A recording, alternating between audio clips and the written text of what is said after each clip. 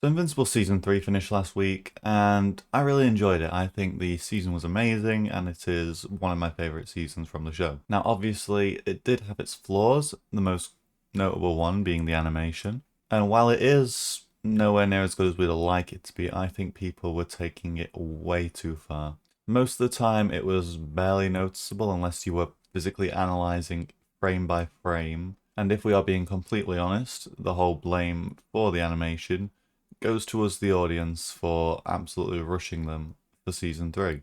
But yeah, there's a few other factors which I completely understand, mainly being in the budget that Amazon provides them. I believe it is 2.8 billion an episode, someone worked out, which is weird as seen as shows which are abysmal and not well received by fans get funded 58 million an episode, such as The Rings of Power, which is absolutely insane. And obviously, 2.8 million is still a lot to us, and yes, better animation has been put out for less budget in terms of things like Demon Slayer and such, but let's not forget that their staff were incredibly overworked. But yeah, not only that, obviously time constraints and especially a lot of pressure put on by the fan base. And last time I checked, Skybound only had 10 members as it is independent at the minute. But animation aside, the show's still incredible. The story is incredible this season. I think this is my favourite season narratively. Very close to season 1, but I think this one was just more consistent throughout. Mainly because the subplots were the most interesting, I believe, this season. Obviously, subplots in shows are important for things like setting up future seasons, character development, and other stuff, and other loose ends that need filling up. But even then, the main plot was great. Overall, I feel like the main theme here was testing Invincible's ideologies. Obviously, Mark's struggling with the whole killing thing after killing Angstrom, and now he's on a goal to make sure he never does it again, which ultimately crumbles throughout the season. His brother Oliver has him questioning it almost every other episode. Isolde is just trying to save the world, and so they don't see eye to eye for a while. And then obviously his struggles in fights, he is constantly near losing because he has the no killing rule. He's trying to hold back in order to make sure people don't die again. And ultimately that's worn incredibly thin by Angstrom during the Invincible War, and then Conquest is the final nail in the coffin. And yeah, it's just incredibly well done. You really see Mark get worn down throughout the season, it's great. And as I mentioned, two incredible events which they saved the animation budget for, and you can tell. The Invincible War, which I had been anticipating for God knows how long, since season 2 came out, and I kind of had a rough idea of a bunch of major plot points. I still have a few in mind, but next season I'm going to be going in almost entirely blind because I have no idea what's coming up now. And they just did it so well. The animation was stunning. They made some changes which are a lot more favourable than the comics.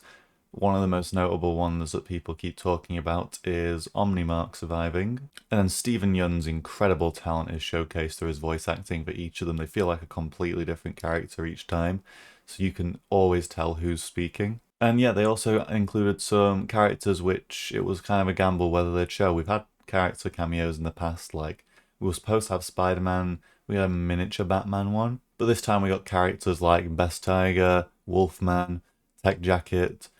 We should have had Spawn, but unfortunately I don't believe they managed to get the rights to use him in there, which is a shame, but is what it is.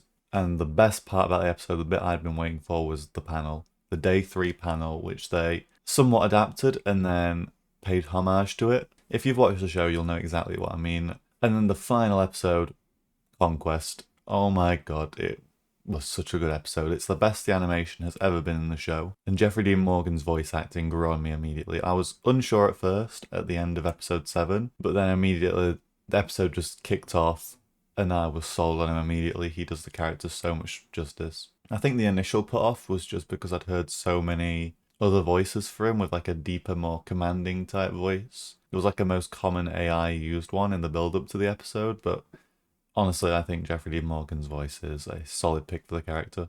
And then there were even a few more changes which I think made him an even more compelling character. Mainly the speech about how he is so lonely.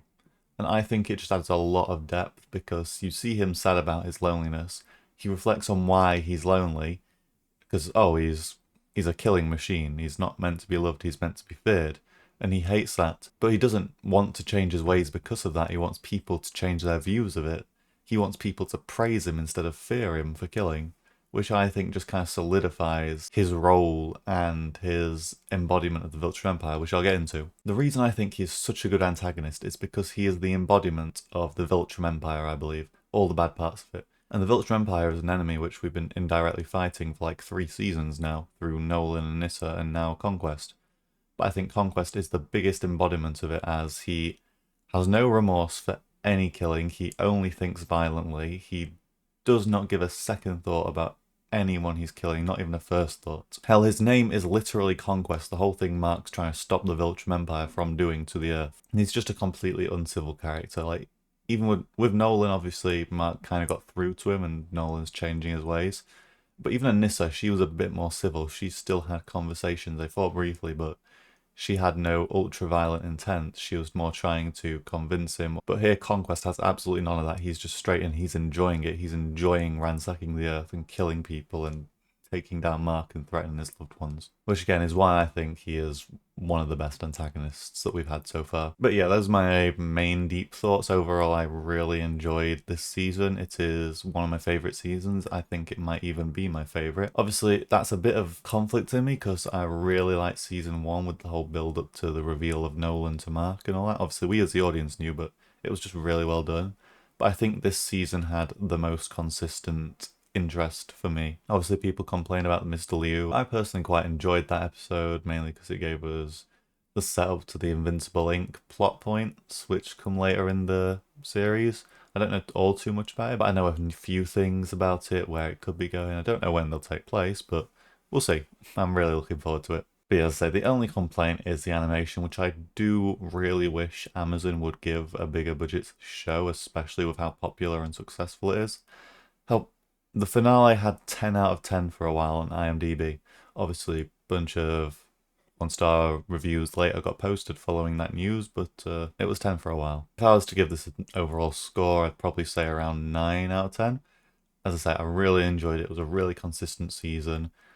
I didn't even mind the filler parts, and my only wish was that the animation budget was higher. Or the team was given a bit more time, because evidently they can cook up some really good animation given the time. The show deserves a lot more, and it's still brilliant. I'm still really content with it, and I barely notice any of the animation when I'm actually watching it live. So yeah, that's about it. See you around.